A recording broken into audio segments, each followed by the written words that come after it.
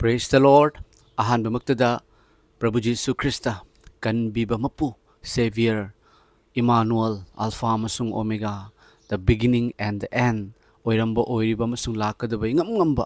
mapugi minglenda yengbiriba amasung tabiriba chilinaw iti chalima pabung sing marup sing oja sing mayam pumnamagpu dayanan laishramna thamoidagi nungsiba amasung ikai khumnaba utjari yengbiriba amasung tabiriba dom nada yektaba phattabadagi manung matam chadana she naba thokadauba setna khainagadauba leiramba taragasu miyoibigidamukta taibang panbada lakpiduna Jai kuntrago homdoi makai surak pamatam da kalbari gi cross da pang tingduna mioi bei khoi gi pap kokpiduna muk homni shubanumite hingatuna numini phuni taibang pan badal leibiram laga changna sarga da ka duna ishur gi yethang manakan da famduna thawai sing ba thabirak tuna thajar bai khoi gi damakta ishor da ipa ishor da haize biriba amasung thajadriba sing bukan birage haiduna khut ani tingthok piriba mapuna adom buloina bibo isanu phattaba pomnamakta gi kan bibo isanu amen mayam ngasi yam nungsiba video ma poduna laksabani maroina kan biba mapu haiba youtube channel asida subscriber oiduna family oiduna leibiriba nungsijaraba mayam da phongdok sage haiduna mayam aina numit nini gi mamangda akhoi tangkhul gi ima amaga hojik litanda ꯃꯈꯣꯏꯗ ꯊꯣꯛꯈꯤꯕ ꯀꯨꯀꯤꯒꯤ ꯃꯤꯑꯣꯏꯁꯤꯡꯅ ꯃꯤꯑꯣꯏ ꯈꯔꯅ ꯀꯣ ꯀꯨꯀꯤ ꯄꯨꯝꯅꯃꯛꯅ ꯍꯥꯏꯖꯕ ꯅꯠꯆꯗꯦ ꯀꯨꯀꯤꯒꯤ terrorist ꯈꯔꯅ ꯃꯈꯣꯏꯒꯤ ꯇꯥꯡꯈꯨꯜꯒꯤ ꯌꯨꯝ ꯃꯩ ꯊꯥꯈꯤꯕꯒꯤ ꯃꯔꯝꯅ ꯃꯈꯣꯏ ꯑꯁꯦ ꯍꯧꯖꯤꯛ ꯃꯈꯣꯏꯅ ꯃꯇꯧ ꯀꯔꯝꯅ ꯊꯥꯈꯤꯕꯅꯣ ꯍꯥꯏꯕꯒꯤ ꯃꯇꯥꯡꯗ ꯚꯤꯗꯤꯑꯣ ꯑꯃ ꯇꯦꯁꯇꯤꯃꯣꯅꯤ ꯑꯃ ꯁꯦꯝꯖꯈꯤꯕꯅꯤ ꯃꯌꯥꯝ ꯑꯗꯣ ꯃꯌꯥꯝꯅꯁꯨ ꯌꯦꯡꯕꯤꯔꯝꯒꯗ꯭ꯔꯥ ꯍꯥꯏꯅ ꯈꯟꯖꯩ ꯌꯦꯡꯕꯤꯗꯕ ꯇꯥꯔꯒꯁꯨ ꯌꯦꯡꯕꯤꯌꯨ ꯃꯌꯥꯝ ꯏꯃꯥꯗꯨ ꯌꯥꯝ ꯑꯍꯟ ꯑꯣꯏꯔꯕꯤ ꯏꯃꯥꯅꯤ ꯃꯃꯥꯡꯉꯩꯗꯒꯤ ꯍꯧꯅ ꯑꯩꯒ ꯋꯥꯔꯤ ꯁꯥꯟꯅꯗꯨꯅ ꯌꯥꯝ ꯅꯨꯡꯁꯤꯅꯅ ꯏꯃꯥ ꯃꯃꯥ ꯃꯆꯥꯒꯤ ꯃꯔꯤ ꯅꯨꯡꯁꯤꯕꯒꯤ ꯃꯔꯤꯗꯣ ꯂꯩꯖꯔꯛꯄꯅꯤ ꯑꯃꯁꯨꯡ ꯃꯌꯥꯝ ꯑꯩꯅ ꯑꯃꯨꯛꯇꯪ ꯏꯃꯥꯗꯨꯗ ꯍꯪꯖꯒꯦ ꯃꯇꯧ ꯀꯔꯝꯅ ꯂꯩꯔꯤꯕꯅꯣ ꯍꯥꯏꯅ ꯍꯪꯖꯕ ꯃꯇꯝꯗ ꯏꯃꯥ ꯍꯣꯏꯁꯦ ꯃꯈꯣꯏ ꯌꯨꯝ ꯃꯩ ꯆꯥꯛꯈꯤꯕ ꯌꯨꯝ ꯊꯨꯒꯥꯏꯕꯤꯈꯤꯕꯁꯤꯡ ꯑꯗꯣ ꯍꯧꯖꯤꯛ ꯄꯨꯟꯁꯤꯜꯂꯒ ꯔꯤꯂꯤꯐ ꯀꯦꯝꯞꯀꯤ ꯃꯑꯣꯡꯗ ꯃꯌꯥꯝ ꯃꯈꯣꯏ ꯑꯁꯤ ꯂꯩꯔꯤ ꯑꯃꯁꯨꯡ ꯃꯌꯥꯝ ꯃꯈꯣꯏ ꯍꯥꯟꯅꯒꯤ ꯌꯨꯝꯁꯤꯡꯗꯣ ꯑꯃꯠꯇ ꯂꯩꯇ꯭ꯔꯦꯀꯣ ꯂꯣꯏꯅ ꯃꯩ ꯊꯥꯗꯣꯛꯄꯤꯈ꯭ꯔꯦ ꯅꯠꯇ꯭ꯔꯒꯁꯨ ꯀꯩꯅꯣ ꯇꯧꯈ꯭ꯔꯦ ꯊꯨꯒꯥꯏꯕꯤꯈ꯭ꯔꯦ ꯃꯌꯥꯝ ꯃꯁꯤ ꯎꯖꯕ ꯃꯇꯝꯗꯀꯣ ꯑꯩꯈꯣꯏꯒꯤ ꯃꯩꯇꯩꯁꯤꯡ ꯑꯋꯥ ꯑꯅꯥ ꯇꯥꯔꯛꯄ ꯃꯇꯝꯗ ꯃꯩꯇꯩꯁꯤꯡꯒꯤ ꯌꯨꯝ ꯃꯩ ꯊꯥꯕꯤꯕ ꯃꯇꯝꯗ ꯔꯤꯂꯤꯐ ꯀꯦꯝꯞꯗ ꯂꯩꯕ ꯃꯇꯝꯗꯁꯨ ꯑꯩꯈꯣꯏꯅ ꯉꯝꯖꯕ ꯍꯣꯠꯅꯖꯗꯨꯅ ꯑꯩꯈꯣꯏꯅ ꯃꯇꯦꯡ ꯀꯌꯥ ꯑꯃ ꯇꯧꯈꯤ ꯑꯩꯅ ꯂꯩꯖꯔꯤꯕ ꯈꯨꯟ ꯕꯣꯟꯇꯥꯔꯥꯄꯨꯔ ꯍꯥꯏꯔꯤꯕꯁꯤꯗꯒꯤ ꯌꯨꯝꯊꯣꯡ ꯈꯨꯗꯤꯡꯗꯒꯤ ꯑꯩꯈꯣꯏꯅ ꯑꯉꯝꯕ ꯄꯩꯁꯥ ꯀꯂꯦꯛꯁꯟ ꯇꯧꯔꯒ ꯑꯩꯈꯣꯏꯅ ꯃꯇꯦꯡ ꯇꯧꯖꯕꯅꯤ ꯃꯌꯥꯝ ꯌꯨꯝ ꯃꯩ ꯊꯥꯗꯣꯛꯈꯤꯕ ꯍꯥꯏꯕꯁꯦ ꯑꯃꯨꯛꯇꯪ ꯈꯜꯂꯒ ꯌꯦꯡꯃꯤꯟꯅꯁꯦꯕ ꯂꯥꯏꯔꯕ ꯏꯅꯥꯛ ꯈꯨꯟꯕꯒꯤ ꯋꯥꯔꯤ ꯅꯠꯇꯦ ꯌꯨꯝꯗꯨꯗ ꯂꯩꯔꯤꯕ ꯅꯨꯡꯁꯤꯕ ꯃꯦꯃꯣꯔꯤ ꯌꯨꯝꯗꯨꯗ ꯑꯩꯒꯤ ꯏꯆꯥꯅ ꯄꯣꯛꯈꯤꯕꯒꯤ ꯌꯨꯝꯗꯨꯗ ꯑꯩꯅ ꯍꯤꯞꯆꯕꯒꯤ ꯅꯨꯡꯁꯤꯕ ꯃꯦꯃꯣꯔꯤ ꯀꯌꯥꯅ ꯊꯜꯂꯤꯕꯅꯤ ꯍꯥꯏꯔꯤꯕ ꯌꯨꯝꯗꯣ ꯄꯨꯔꯥ ꯇꯨꯝꯅ ꯃꯩ ꯊꯥꯗꯣꯛꯄꯤꯕꯅꯦꯕ ꯑꯍꯥꯟꯕꯗ ꯃꯩꯇꯩꯗ ꯇꯧꯔꯦ ꯑꯗꯨꯒꯤ ꯃꯇꯨꯡꯗ ꯑꯃꯨꯛ ꯇꯥꯡꯈꯨꯜ ꯅꯥꯒꯥꯁꯤꯡꯗ ꯑꯃꯨꯛ ꯁꯨꯃꯥꯏꯅ ꯇꯧꯗꯨꯅ ꯋꯥꯍꯜꯂꯦ ꯃꯩꯇꯩꯗ ꯇꯞ ꯇꯥꯡꯉꯩ ꯋꯥꯍꯜꯂꯦ ꯍꯧꯖꯤꯛ ꯇꯥꯡꯈꯨꯜ ꯅꯥꯒꯥꯁꯤꯡꯗ ꯑꯃꯨꯛ ꯋꯥꯍꯜꯂꯦ ꯃꯌꯥꯝ ꯑꯃꯁꯨꯡ ꯍꯥꯏꯔꯤꯕ ꯏꯃꯥꯁꯤꯡ ꯑꯗꯨꯒ ꯑꯩꯒ ꯋꯥꯔꯤ ꯁꯥꯟꯅꯖꯕꯅꯤ ꯃꯌꯥꯝ ꯑꯗꯨꯁꯨ ꯃꯌꯥꯝꯗ ꯇꯥꯍꯟꯖꯔꯛꯀꯦ ꯑꯃꯁꯨꯡ ꯑꯩꯒꯤ ꯊꯃꯣꯏꯗ ꯍꯥꯏꯔꯤꯕ ꯇꯥꯡꯈꯨꯜꯒꯤ ꯏꯃꯥꯁꯤꯡ ꯏꯃꯥ ꯄꯥꯕꯨꯡ ꯏꯆꯤꯜ ꯏꯅꯥꯎ ꯏꯆꯦ ꯏꯆꯜꯁꯤꯡꯗ ꯀꯟꯕꯤꯕ ꯃꯄꯨꯒꯤ ꯃꯥꯏꯀꯩꯗꯒꯤ ꯀꯔꯤꯒꯨꯝꯕ ꯃꯇꯦꯡ ꯈꯔ ꯇꯧ ꯍꯥꯏꯕꯁꯦ ꯑꯩꯒꯤ ꯊꯃꯣꯏꯗ ꯐꯥꯎꯖꯔꯛꯄꯅꯤ ꯃꯌꯥꯝ ꯄ꯭ꯔꯚꯨ ꯖꯤꯁꯨ ꯈ꯭ꯔꯤꯁꯇꯒꯤ ꯃꯤꯡꯂꯦꯟꯗ ꯄ꯭ꯔꯚꯨ ꯖꯤꯁꯨ ꯈ꯭ꯔꯤꯁꯇꯅ ꯍꯥꯏꯔꯤꯕ ꯏꯃꯥꯁꯤꯡ ꯑꯗꯨꯗ ꯏꯆꯤꯜ ꯏꯅꯥꯎ ꯏꯆꯦ ꯏꯆꯜ ꯇꯥꯡꯈꯨꯜꯒꯤ ꯃꯔꯨꯑꯣꯏꯅ ꯃꯌꯨꯝ ꯃꯀꯩ ꯃꯩ ꯊꯥꯗꯣꯛꯄꯤꯈ꯭ꯔꯕ ꯑꯃꯁꯨꯡ ꯔꯤꯂꯤꯐ ꯀꯦꯝꯞꯗ ꯂꯩꯗꯨꯅ ꯂꯩꯔꯤꯕꯁꯤꯡ ꯑꯗꯨꯗ ꯄ꯭ꯔꯚꯨ ꯖꯤꯁꯨꯅ ꯃꯇꯦꯡ ꯈꯔ ꯄꯥꯡꯍꯟꯕꯤꯒꯗꯧꯔꯤ ꯃꯌꯥꯝ ꯃꯁꯤ ꯑꯩ ꯃꯌꯥꯝꯗ ꯐꯣꯡꯗꯣꯛꯆꯅꯤꯡꯕꯅꯤ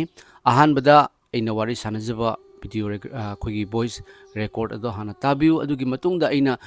ꯑꯃꯨꯛꯇꯪ ꯏꯃꯥ ꯑꯣꯏꯅ ꯂꯩꯔꯤꯕꯗꯣ ꯀꯔꯝꯅ ꯂꯩꯔꯤꯕꯅꯣ ꯍꯥꯏꯕꯗꯨꯁꯨ ꯑꯃꯨꯛꯇꯪ ꯊꯥꯕꯤꯔꯛꯎ ꯚꯤꯗꯤꯑꯣ ꯃꯇꯦꯛ ꯑꯃꯇꯪ ꯂꯧꯔꯒ ꯍꯥꯏꯅ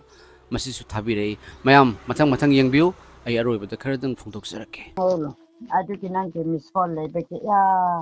ꯑꯩ ꯄꯥꯏꯍꯧꯗ꯭ꯔꯦꯀꯣ ꯇꯥꯍꯧꯗꯕꯒꯤ ꯍꯥꯏꯅꯤ ꯍꯣꯏ ꯏꯃꯥ ꯑꯩꯅꯅꯦ ꯍꯧꯖꯤꯛ ꯏꯃꯥ ꯑꯣꯏꯅ ꯔꯤꯂꯤꯐ ꯀꯦꯝꯞꯗ ꯂꯩꯔꯤꯕꯗꯣ ꯑꯗꯨꯗ ꯑꯩꯈꯣꯏꯒꯤ ꯃꯥꯏꯀꯩꯗꯒꯤ ꯃꯇꯦꯡ ꯈꯔ ꯇꯧꯖꯒꯦ ꯍꯥꯏꯗꯅ ꯏꯃꯥꯗ ꯐꯣꯟ ꯇꯧꯔꯝꯕꯅꯤ ꯏꯃꯥ ꯑꯗꯨꯀꯣ ꯅꯪꯅ ꯏꯁꯣꯔꯅꯁꯨ ꯍꯥꯏꯕꯗꯣ ꯏꯃꯥꯒꯤ ꯋꯥꯊꯜꯂꯒ ꯖꯤꯁꯨ ꯈ꯭ꯔꯤꯁꯇꯅ ꯍꯥꯏꯗ꯭ꯔꯦ ꯏꯃꯥ ꯑꯋꯥꯕ ꯃꯇꯝꯗ ꯑꯩꯈꯣꯏꯅ ꯁꯔꯨꯛ ꯐꯪꯃꯤꯟꯅꯕ ꯑꯋꯥꯕꯗ ꯃꯇꯦꯡ ꯄꯥꯡꯕ ꯑꯋꯥꯕ ꯍꯥꯏꯕꯁꯦ ꯏꯃꯥ ꯉꯁꯤ ꯏꯃꯥ ꯑꯣꯏꯅ ꯋꯥꯔꯤꯕꯗꯣ ꯋꯥꯅꯤꯡꯅ ꯋꯥꯕ ꯅꯠꯇꯦꯀꯣ ꯍꯣꯏ ꯆꯨꯝꯃꯦ ꯆꯨꯝꯃꯦ ꯑꯗꯣ ꯑꯋꯥꯕ ꯍꯥꯏꯕꯁꯦ ꯑꯩꯈꯣꯏꯗꯁꯨ ꯊꯣꯛꯏ ꯏꯃꯥ ꯍꯣꯏꯗꯁꯨ ꯊꯣꯛꯏ ꯑꯩꯈꯣꯏ ꯏꯃꯥ ꯍꯣꯏꯗꯤ ꯌꯥꯝ ꯅꯨꯡꯁꯤꯖꯩ ꯇꯥꯡꯈꯨꯜꯒꯤ ꯏꯃꯥꯁꯤꯡ ꯏꯆꯤꯜ ꯏꯅꯥꯎꯁꯤꯡ ꯏꯆꯦ ꯏꯆꯜꯁꯤꯡꯅ ꯑꯗꯨꯃꯥꯏꯅ ꯂꯩꯕꯗꯣ ꯈꯜꯂꯨꯕꯗ ꯌꯥꯝ ꯅꯨꯡꯉꯥꯏꯇꯦ ꯌꯨꯝ ꯃꯩ ꯆꯥꯛꯈꯤꯕ ꯀꯥꯏꯁꯦ ꯏꯃꯥ ꯍꯣꯏ ꯍꯣꯏ ꯌꯨꯝ ꯃꯩ ꯆꯥꯛꯈꯤꯕ ꯍꯥꯏꯁꯦ ꯆꯥꯛꯇꯕ ꯃꯤꯅ ꯈꯪꯉꯣꯏꯕ ꯆꯥꯛꯇꯕ ꯃꯤꯅ ꯈꯪꯗꯦ ꯑꯗꯨꯗ ꯏꯅꯥ ꯈꯨꯟꯕ ꯂꯥꯏꯔꯕꯒꯤ ꯅꯠꯇꯦ ꯌꯨꯝꯗꯨꯗ ꯄꯣꯛꯂꯛꯄꯗꯒꯤ ꯑꯩꯒꯤ ꯌꯨꯝꯅꯤ ꯍꯥꯏꯅ ꯄꯣꯊꯥꯖꯔꯤꯕ ꯃꯐꯝꯗꯣ ꯃꯩꯅ ꯊꯥꯗꯣꯛꯄꯤꯕ ꯍꯥꯏꯕꯗꯣ ꯇꯥꯕꯗ ꯌꯥꯝ ꯅꯨꯡꯉꯥꯏꯇꯦ ꯏꯃꯥ ꯑꯗꯨ ꯅꯪꯅꯀꯣ ꯏꯃꯥ ꯀꯔꯤꯒꯨꯝꯕ ꯃꯇꯦꯡ ꯄꯥꯡꯅꯤꯡꯔꯕꯁꯦ ꯄꯥꯡꯒꯦ ꯍꯥꯏꯕꯅꯤꯀꯣ ꯍꯣꯏ ꯍꯣꯏ ꯃꯇꯦꯡ ꯄꯥꯡꯖꯒꯦ ꯏꯃꯥ ꯍꯣꯏ ꯃꯌꯥꯝꯗ ꯃꯇꯦꯡ ꯄꯥꯡꯖꯒꯦ ꯍꯥꯏꯅ ꯑꯉꯝꯕ ꯈꯔꯗꯪ ꯑꯣ ꯑꯗꯨꯗꯤ ꯑꯩꯒꯤꯀꯣ ꯏꯃꯥ ꯑꯁꯤꯗꯒꯤ ꯈꯔ ꯂꯤꯗꯔ ꯍꯥꯏꯕ ꯇꯥꯔꯦꯀꯣ ꯍꯣꯏ ꯍꯣꯏ ꯍꯣꯏ ꯏꯃꯥꯟꯅꯕꯤꯅꯤ ꯑꯗꯨ ꯃꯥ ꯀꯧꯈꯤꯗꯕꯅꯤ ꯑꯣ ꯑꯝꯇꯪ ꯃꯥꯒꯁꯨ ꯋꯥꯔꯤ ꯁꯥꯟꯅꯖꯒꯦ ꯏꯃꯥ ꯍꯣꯏ ꯍꯣꯏ ꯑꯩ ꯃꯥ ꯀꯧꯒꯦꯀꯣ ꯀꯧꯕꯤꯌꯨ ꯀꯧꯕꯤꯌꯨ ꯑꯗꯨ ꯅꯪꯅ ꯍꯣꯔꯦꯟ ꯍꯥꯏꯕ ꯀꯥꯟꯗꯀꯣ ꯑꯥ ꯑꯩꯒ ꯁꯨꯝ ꯐꯖꯅ ꯈꯪꯅꯕꯅꯤ ꯍꯥꯏꯔꯣ ꯍꯣꯏ ꯍꯣꯏ ꯍꯣꯏ ꯍꯥꯏꯖꯒꯦ ꯍꯥꯏꯖꯒꯦ ꯂꯨꯆꯤꯡꯕꯤꯁꯨ ꯄꯤꯒꯦꯀꯣ ꯍꯣꯏ ꯍꯣꯏ ꯍꯣꯏ ꯏꯃꯥ ꯄꯤꯕꯤꯌꯨ ꯁꯟꯇꯤ ꯀꯧꯕꯅꯤ ꯍꯣꯏ ꯍꯣꯏ ꯃꯣꯔꯅꯤꯡ ꯃꯣꯔꯅꯤꯡ ꯃꯦꯗꯥꯝ ꯏꯃꯥꯕꯨ ꯖꯤꯁꯨ ꯈ꯭ꯔꯤꯁꯇꯒꯤ ꯃꯤꯡꯗ ꯏꯃꯥ ꯈꯨꯔꯨꯝꯖꯔꯤ ꯈꯨꯔꯨꯝꯖꯔꯤ ꯈꯨꯔꯨꯝꯖꯔꯤ ꯏꯃꯥ ꯑꯩ ꯁꯤꯜꯆꯔꯗꯒꯤ ꯇꯧꯖꯔꯛꯄꯅꯤ ꯑꯣ ꯁꯤꯜꯆꯔꯗꯒꯤ ꯍꯣꯏ ꯍꯣꯏ ꯍꯣꯏ ꯑꯁꯥꯝꯗꯒꯤꯅꯤ ꯏꯃꯥ ꯑꯗꯣ ꯍꯧꯖꯤꯛꯀꯤ ꯏꯃꯥ ꯊꯣꯛꯏꯕ ꯂꯥꯟ ꯏꯔꯥꯡꯁꯦ ꯑꯥꯎ ꯑꯁꯤꯗ ꯏꯃꯥ ꯍꯣꯏꯒꯤ ꯌꯨꯝ ꯃꯩ ꯆꯥꯛꯈꯤꯕ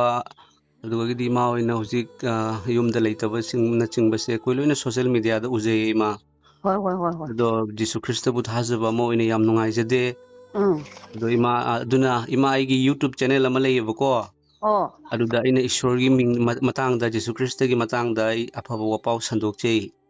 ꯑꯗꯨꯅ ꯎꯝ ꯑꯩꯒꯤ ꯌꯨꯇꯨꯕ ꯆꯦꯅꯦꯜꯒꯤ ꯃꯥꯏꯀꯩꯗꯒꯤ ꯍꯧꯖꯤꯛ ꯏꯃꯥ ꯍꯣꯏꯒꯤ ꯃꯐꯝꯗ ꯃꯇꯦꯡ ꯈꯔꯗꯪ ꯇꯧꯖꯅꯤꯡꯕ ꯑꯣ ꯑꯣ ꯏꯃꯥ ꯑꯩꯈꯣꯏ ꯏꯁꯣꯔꯒꯤ ꯑꯆꯨꯝꯕ ꯅꯨꯡꯁꯤꯕꯗꯣ ꯏꯃꯥꯗ ꯍꯧꯖꯤꯛ ꯃꯇꯝꯗ ꯈ꯭ꯔꯤꯁꯇꯦꯟ ꯀꯧꯕꯁꯤꯡꯅ ꯈ꯭ꯔꯤꯁꯇꯦꯟ ꯀꯧꯕ ꯈꯔꯅ ꯖꯤꯁꯨ ꯈ꯭ꯔꯤꯁꯇꯒꯤ ꯋꯥꯍꯩꯗꯣ ꯃꯈꯣꯏꯅ ꯏꯟꯗꯦꯕꯀꯣ ꯏꯃꯥ ꯍꯣꯏ ꯍꯣꯏ ꯍꯣꯏ ꯏꯟꯗꯦ ꯏꯟꯗꯦ ꯏꯟꯗꯦ ꯑꯗꯨꯕꯨ ꯖꯤꯁꯨ ꯈ꯭ꯔꯤꯁꯇꯕꯨ ꯊꯥꯖꯕ ꯖꯤꯁꯨ ꯈ꯭ꯔꯤꯁꯇꯅ ꯑꯋꯥ ꯑꯅꯥ ꯇꯥꯔꯕꯗ ꯃꯇꯦꯡ ꯄꯥꯡꯉꯨ ꯍꯥꯏꯕ ꯃꯆꯥꯁꯤꯡ ꯀꯌꯥ ꯑꯃ ꯂꯩ ꯍꯥꯏꯕꯗꯣ ꯑꯣ ꯃꯌꯥꯝꯗ ꯎꯍꯟꯅꯤꯡꯕꯒꯤꯅꯤ ꯏꯃꯥ ꯌꯥꯝꯅ ꯄꯩꯁꯥ ꯂꯩꯖꯕꯒꯤ ꯅꯠꯆꯗꯦ ꯑꯗꯨꯕꯨ ꯏꯃꯥ ꯍꯣꯏꯕꯨ ꯌꯥꯝ ꯅꯨꯡꯁꯤꯖꯩ ꯍꯣꯏ ꯍꯣꯏ ꯍꯣꯏ ꯑꯩꯈꯣꯏ ꯃꯩꯇꯩ ꯑꯃꯁꯨꯡ ꯇꯥꯡꯈꯨꯜꯒꯤ ꯎꯝ ꯑꯩꯈꯣꯏꯒꯤ ꯍꯥꯟꯅꯒꯤ ꯑꯩꯈꯣꯏꯒꯤ ꯃꯤꯅ ꯋꯥꯔꯤ ꯂꯤꯕꯤꯌꯦꯕꯀꯣ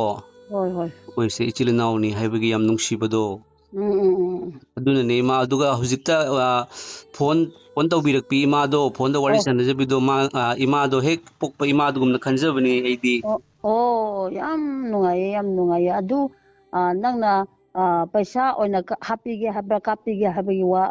ꯍꯥꯏꯕ꯭ꯔꯥ ꯍꯣꯏ ꯅꯠꯇ꯭ꯔꯒ ꯍꯣꯏ ꯀꯔꯤ ꯏꯃꯥ ꯍꯥ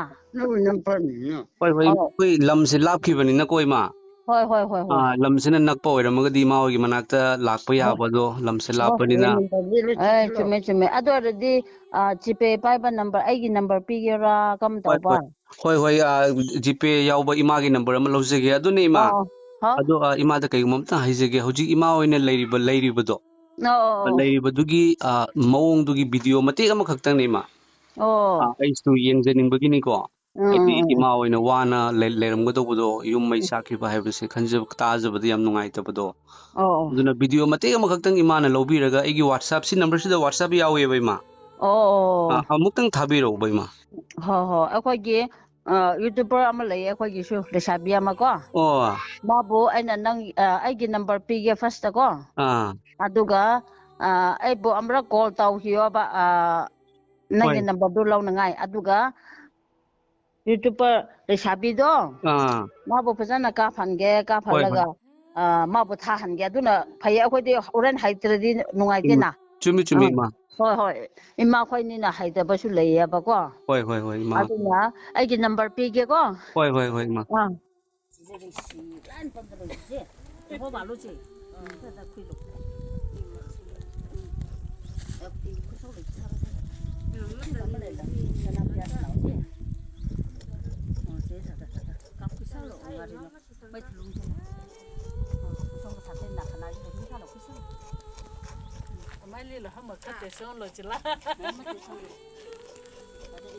Saya bilang nggak salah kak, hang nggak ada mana cakap sangat kayak di sana lagi. Kinjo la kada ka pusa lo. Daga isimay ko hila. Ka ko. Yang? Jo. Ay ko tuju.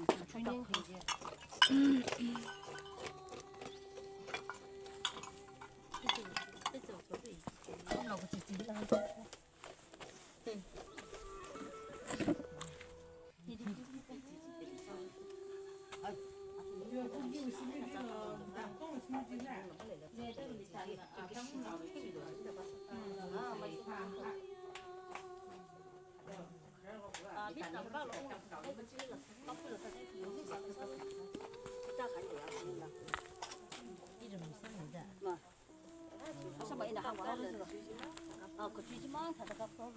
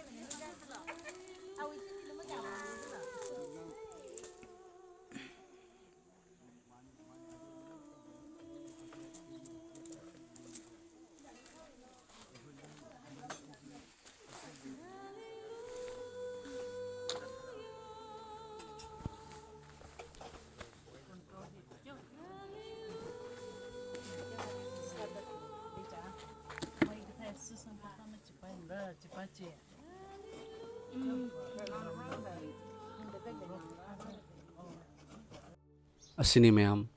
yam nungsi yam nungaite mayum maikei mai thadok pi ki basi yam nungsi ko mayam mase bible na khoi da mayam already mamang de ki takthok piram labaduni madudi aroi ba matam da pap hengalakani haibasi ni mayam aroi ba matam da pap hengalakani haibase ngasi ai khoina direct mit na unare aduga thajaba singi maraktagi hauna wain ba hogani haibagi matam mado oirabani mayam ai holy bible dagi ishwargi wahai khradang pathok sarake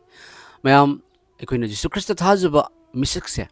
magi thamoi da leigadoba mangon da leigadoba gunsing se nungshibani nungsiba haibase kokpi rakpa matam da leigadobani ko aduga nungsiba kokpi ba haibase mayam leirakpa matam da ne kanagumba mana warakpa matam da leiba ngamdabagi magi awabada saruk phangminaningbagi wakhal lakani mayam aduga hainabasu leibani ko mayam haibadi awaba matamda mateng pangbase asengba marupni hai nungaiba matamdadi ina khonba matam paisa paiba matam nungaiba matamdadi marupki marup ngakta adubo asengba marup adudi warakpa matamda mahak lepakkani aduna tangkhulgi ma ichilinaw ichechel singi damakta ikhoi mayam ama leiri jisu christ thajaba haibase uthok minasi mayam ai holy bible dagi shorgi wahai ipathok sarake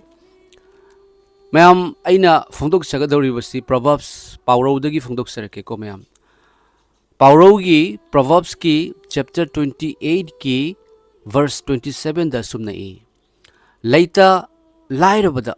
pithok liba mahak awat palairoi adubu usinnadaba mahak shirap yamna fangani haidun hai pauraw khang khangna aikoina mayam husiki matam se masagi oijabata thiba matam ni ko mayam masagi oijabata thiba matam ni mi manghal su mi hato su mi gi mangnaba tawrasu masa nungai horagadi phanghoragadi haina khalleba ko mayam adubu Yesu Christ thajuba ikhoi gi thabakti mayam ikhoi di taibang pan base ikhoi part time ni ikhoi taibang pan base ikhoi gi asengba yum nate ikhoi gi asengba yum di sargadani aduna Yesu Christ na kari hai mayam tin kang amasung koling na mangan bangamba amasung huran mana sagun tawraga hu bangamba taibang pan badane khoi gi damak lan pasin gano aduga tin kang amasung huran mana huran bana hu bangamdaba tin kang na chathok bangamdaba huran mana sagun tawraga su hu bangamdaba sargada habadi heaven da ne khoi gi damak mana paisilu praise the lord mayam hairiba mafam adudadi huranbanasu huba ngamde tin kangnasu chathokpa ngamde mayam akhoi heaven da akhoi sarga da lan pasinbagi thabak ado akhoi tebang panbada leiringi matamda tawminasi ishorgi wahainasu phongdok piriba sini leita laira singda leitaba laira singda pithokliba mahak ado awat pa leiroi asmaina relief camp da leiriba ima papung sing ado aduda mayam ko leining na leiba nate warning na waba nate Christian haina kauraga maming di Christian haina lawba adu tawthorakpadana mihing chagi thabak tawba ishorgi thabak tawraktaba sing aduna kharana punamakna nate kharana wahanbani maitei da mu hujik phawda maitei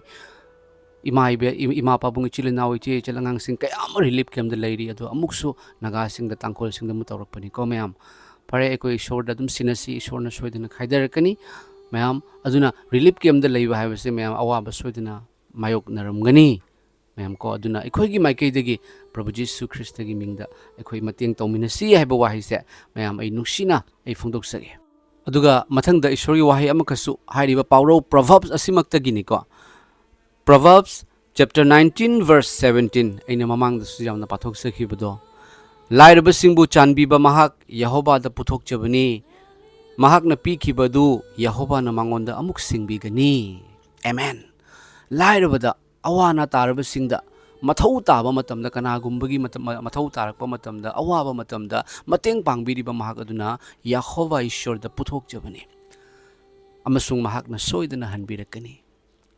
saruk chama chama hena hanbirakani yengbiriba chilina uche chalima pabung sing Prabhu Jesu Christ na seman biba channel ni kan biba mapu hairibase kan biba haibase hiram punamakta anabagi oiro leitalairagi gibu oiro mayam ipagi matik mangal testimony bu oiro afaba wapau bu oiro ekhoi mayam uthok minasi masi Christian kauraga Jesu Christ gi mingchat thihanna ba honari adubu ekhoina Jesu Christ gi chumbado mayam ekhoi takthok minasi loinana Ishwar gi wahai am khatang su pathok jarake atonba singbu ot nairiba mahakna mahakki sembiba mapu bu noknei adubu Ishwar bu ikai khumnaba mahakna awat apa leiba singbu chanbi praise the Lord awat apa leiba singda chanbi base Ishwar bu ikai khumnaba misakni Ishwar bu yazaba misakni hebase Holy Bible na takpi bani